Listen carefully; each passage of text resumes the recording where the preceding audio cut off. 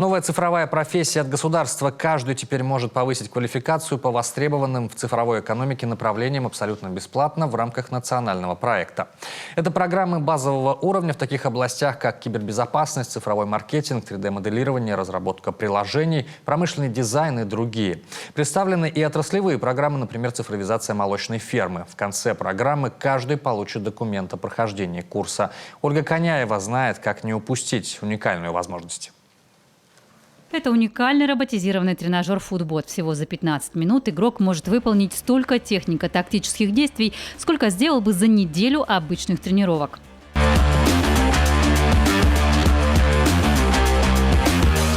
А это робот-повар. О таких сейчас подумывают крупные игроки ресторанного бизнеса. Более простые модели уже давно и успешно используют, например, для приготовления роллов.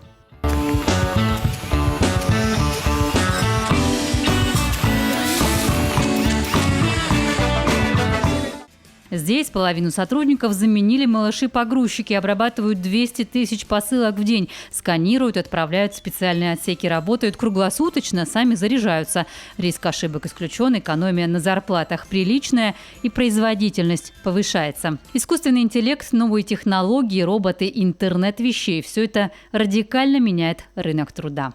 Цифра – это тот двигатель прогресса, да, который позволяет трансформировать процессы и делать работу быстрее, качественнее, лучше, чем ты это делал там, на бумаге. Да. Поэтому надо стремиться к этому, надо развиваться. Это будущее, особенно молодым людям и людям, в принципе, из старшего возраста. Им нужно успевать за молодежью, да, поэтому нужно учиться. У нас сейчас непрерывное образование.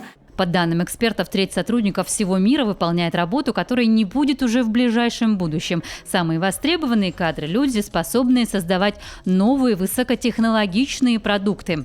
Познакомиться с новой современной профессией или повысить свой пока не продвинутый уровень жители Коми могут бесплатно в рамках федерального проекта «Кадры для цифровой экономики». Для этого заполняем заявку на сайте цифровойсертификат.рф и выбираем одну программу из 22 возможных. Это и большие данные, и искусственный интеллект, и машинное обучение, и 3D-моделирование, администрирование, создание информационных систем, то есть цифровой маркетинг. Очень-очень много направлений, и все они реально востребованы. Каждый может выбрать то, что ему интересно в своей трудовой деятельности, да, как-то усовершенствовать свою работу, облегчить ее, автоматизировать, либо посмотреть на будущее, обучиться. Это может быть первым шагом к поиску новой профессии будущего.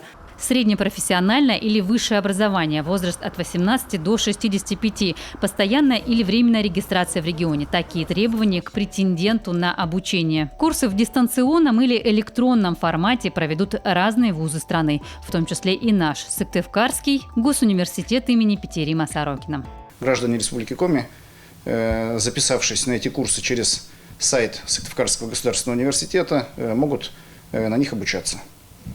Курсы разрабатывали преподаватели Института точных наук и информационных технологий. Они же являются и модераторами, оценщиками по этим курсам. У жителей Республики Коми есть возможность выбрать любой вуз, любую образовательную организацию, которая подобные курсы разработала и выложила. В рамках реализации нацпроекта «Цифровая экономика». Страна держит курс на цифровую экономику, а значит и квалификация кадров должна быть соответствующей. В прошлом году в пилотном формате обучающий проект стартовал в 5 регионах. На этот раз дополнительное образование получат 33 тысячи россиян из 48 субъектов страны. Стоимость обучения возмещает федеральный бюджет. Подача заявок на бесплатные курсы продлится до конца октября. Еще есть несколько дней. Ольга Коняева, Иван Богомолов, телеканал Юрган.